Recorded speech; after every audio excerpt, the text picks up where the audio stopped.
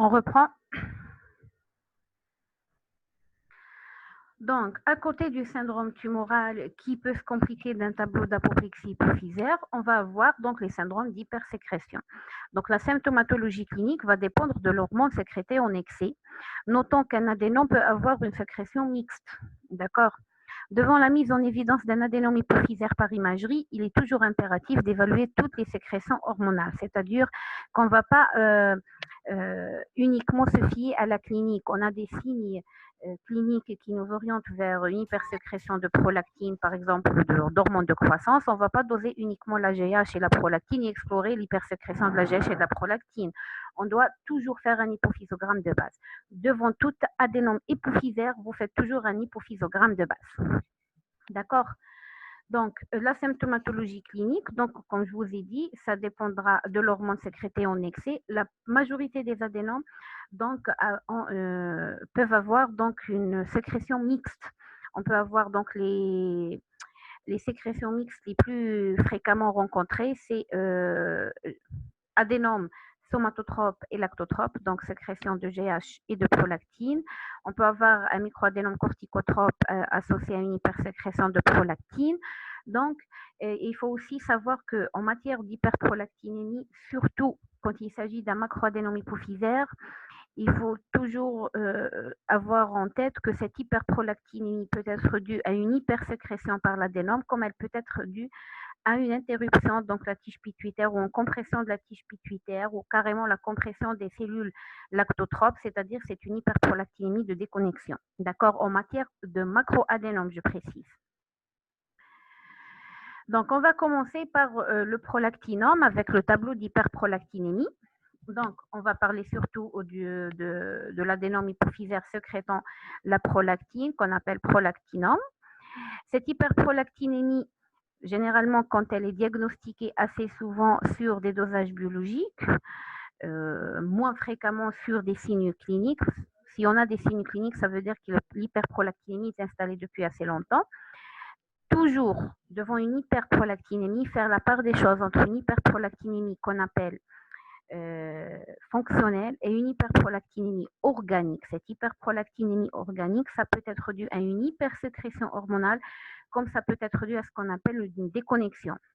Donc, vous allez entendre dire dans les services d'endocrino, c'est une hyperprolactinémie tumorale ou bien c'est une hyperprolactinémie de déconnexion.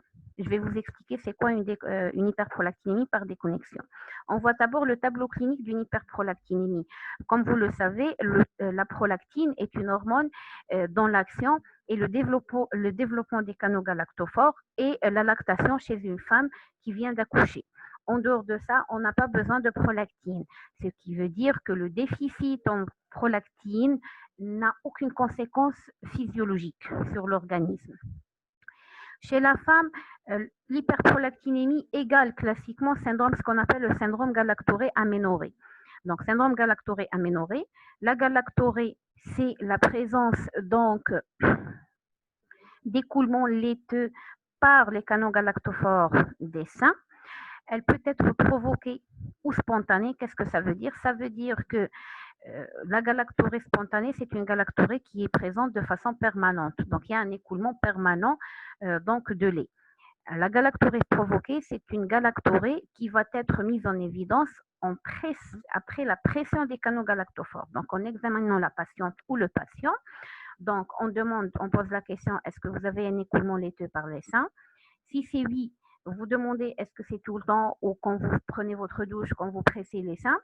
On vous répond c'est tout le temps, donc c'est une galactorée spontanée. C'est quand je presse les seins que le lait s'écoule, ou bien carrément à votre examen clinique, l'examen donc des glandes mammaires, vous allez provoquer une galactorée, vous parlez d'une galactorée provoquée. Et la plupart du temps, cette galactorée est associée à une aménorrhée. C'est pour ça qu'on parle d'un syndrome galactorée aménorrhée. L'aménorrhée, donc, c'est l'absence des règles. C'est une aménorrhée souvent secondaire, bien sûr. Et cette absence des règles est due au fait que l'hyperprolactinémie freine l'axe gonadotrope. Il y a une freination fonctionnelle de l'axe gonadotrope par l'hyperprolactinémie.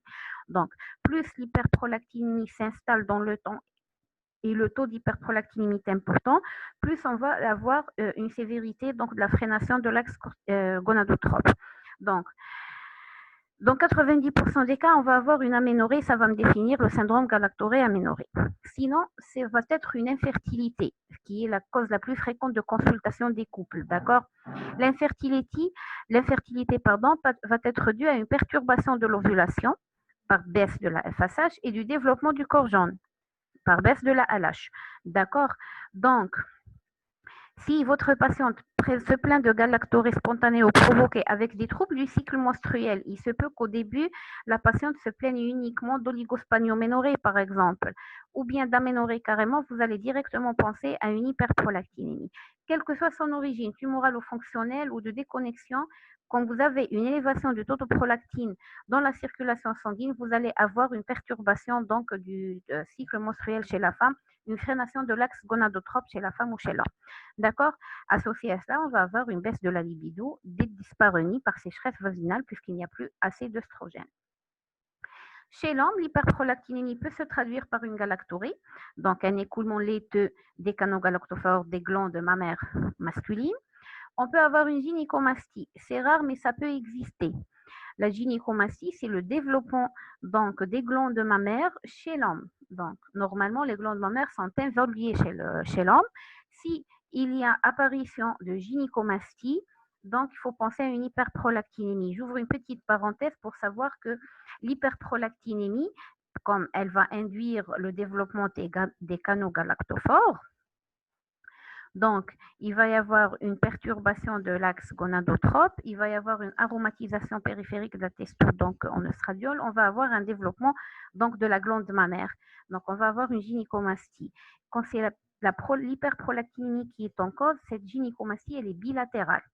Devant la présence d'une gynécomastie unilatérale, vous penserez toujours à éliminer une tumeur testiculaire à cellules de Leydig, puisqu'une tumeur testiculaire va sécréter de la testostérone en excès, et cette testostérone en excès va être aromatisée en oestradiol au niveau donc des cellules de la peau, et on va avoir une perturbation de la balance oestradiol-testostérone chez l'homme, puisque l'oestradiol va augmenter par rapport à la testostérone, d'où le développement des glandes mammaires et la gynécomastie. Donc, une gynécomastie bilatérale vous fait penser à une hyperprolactinémie, quelle que soit sa cause. Une gynécomastie unilatérale doit toujours vous faire penser à une tumeur testiculaire. Vous pouvez toujours éliminer une tumeur testiculaire devant une gynécomastie. Même